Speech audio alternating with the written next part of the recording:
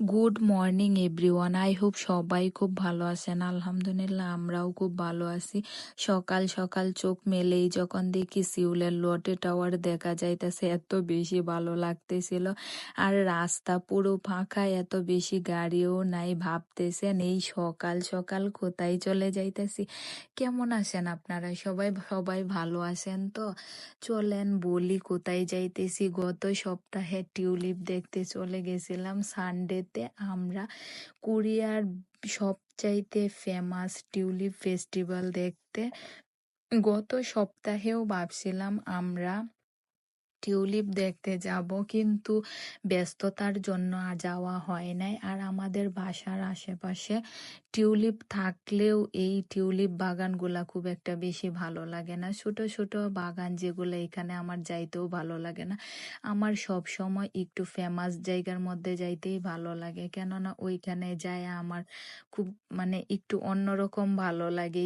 আর বিশেষ করে আমি সবসময় ফেমাস জায়গাগুলাতেই যাওয়ার চেষ্টা করি।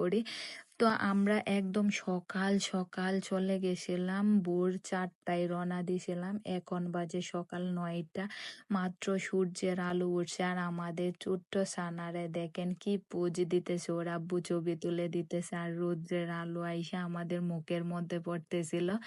তো এত সকালেও এত লোকজন, ভাবতেছেন কোরিয়ানরা খুবই অন্যরকম মানুষ। ওরা সকাল সকাল ঘুরতে জায়গা, কেননা সকাল সকালেই ওরা ঘোরাঘুরিটা পছন্দ করে।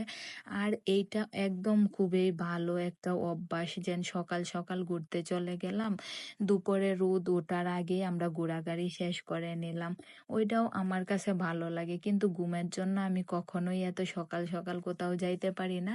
এই দূরে যাব দেখে এই প্রথম চলে গেছিলাম। যাই হোক, টিউলিপ দেখতে যায় নিজের কথা আর কি বলবো, পুরা পাগল পাগল লাগতেছিল। এত সুন্দর পরিবেশ, মাশাল্লাহ।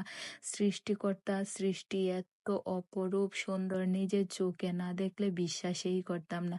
আর এগুলা শুধুমাত্র কার জন্য দেখতে পারতেছি জানেন? শুধুমাত্র আমার এই পাশে থাকা মানুষটার জন্য। কোথায় ছিলাম আর কোথায় আসলাম, এই মানুষটার জন্য জীবনের কত কিছু উপভোগ করতে পারতেছি।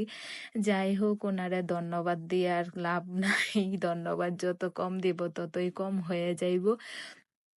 তো আমি আর একটু আমরা পাহাড়ের উপরে উঠছিলাম, যাতে খুব ভালো করে দেখতে পারি।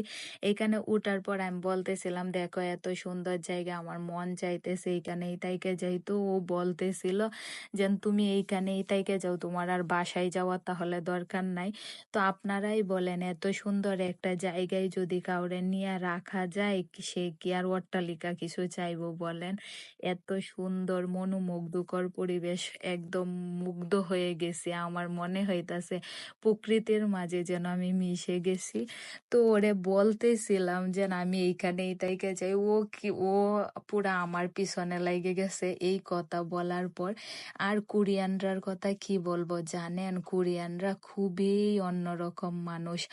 ওরা ঘোরাঘুরি এত পছন্দ করে, দেখেন 70, 80, 90 বছর হয়ে যায়, তারপরেও ওরা ঘোরাঘুরিই করে। গেছি দেখতে টিউলিপ, আর এইখানে যায় চেরি ফুলের দেখাও পাইছি। এত সুন্দর সুন্দর চেরিগুলা, আর ওই দিক দিয়ে চেরিগুলা এখনো ঝরে নাই।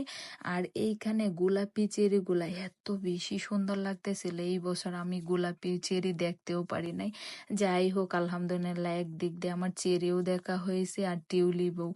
এই দিক দিয়ে আমার মেয়েকে নিয়ে একদম পুরা টানা হেঁচড়া শুরু হয়ে গেছে। কোরিয়ানরা মাশাল্লাহ কি বলবো, সানা মামুনি যেইখানেই যায় ওর এত ছবি তুলে, এত ভিডিও করে। কোরিয়ানরা চারপাশে আমার মেয়েটার একদম ঘিরে ধরছে।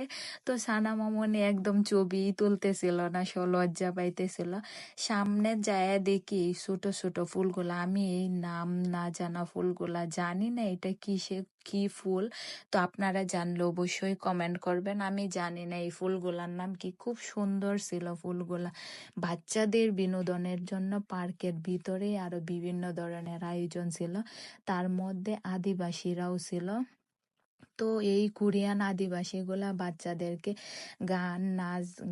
গান গিয়ে নেচে একদম পুরা আনন্দ দিতেছিল। তো বড়রাও যায় দেখতেছিল। এত খুব অদ্ভুত টাইপের পোশাক পরছিল ওরা। আমি শুধু তাকাইই ছিলাম যে ওরা কি পরছে এগুলা। তো আমার সানা মামনি গিয়ে ওদেরকে টাকাও দিয়ে আসছে। আর ভিতরে ছিল বিভিন্ন ধরনের জিনিসপত্র, এখানে বিভিন্ন ধরনের ব্রেসলাইট ছিল, মেয়েদের কানের দুল ছিল, তারপরে অনেক রকম জিনিসপত্র ছিল। এইখানে রুম সাজানোর বিভিন্ন ধরনের জিনিস ছিল, হাঁড়ি পাতিল থেকে শুরু করে কি নাই এইখানে, সেপা শুট মানে সরি শুটকি, তারপরে এখানে সবই ছিল। মোট কথা কোরিয়ানরা যা যা খায় পছন্দ করে আর কি। তো আর ভিতরে ছিল বিভিন্ন ধরনের জিনিসপত্র। তো এখানে যে এত সুন্দর সুন্দর ব্রেসলাইট গুলা দেখতেছিলাম, তো মেয়েরা বলতে আমি যাই এগুলা পড়তেছিলাম। তো আপনাদের ভাইয়া বলতেছিল কেন পড়তেছি এগুলা, আমি শুধু নিব পরে আর পড়বো না। তো স্বর্ণের দাম যে বাড়তেছে দিন দিন, ভাবতেছি এগুলা না পড়লে আর কি পড়বো। যাই হোক, আমরা আর একটু ভিতরে গেলাম। এইখানে যায় দেখি অ্যাকোরিয়ামের মধ্যে বিভিন্ন ধরনের মাছ রাইখা দিছে। এত সুন্দর মনোমুগ্ধকর পরিবেশ, কি বলবো, এত বেশি ভালো লাগছে বলার বাহিরে। মন চাইতেছিল যেন আমি আকাশের মধ্যে পুরা একটা মুক্ত পাখির মতন উড়তেছি।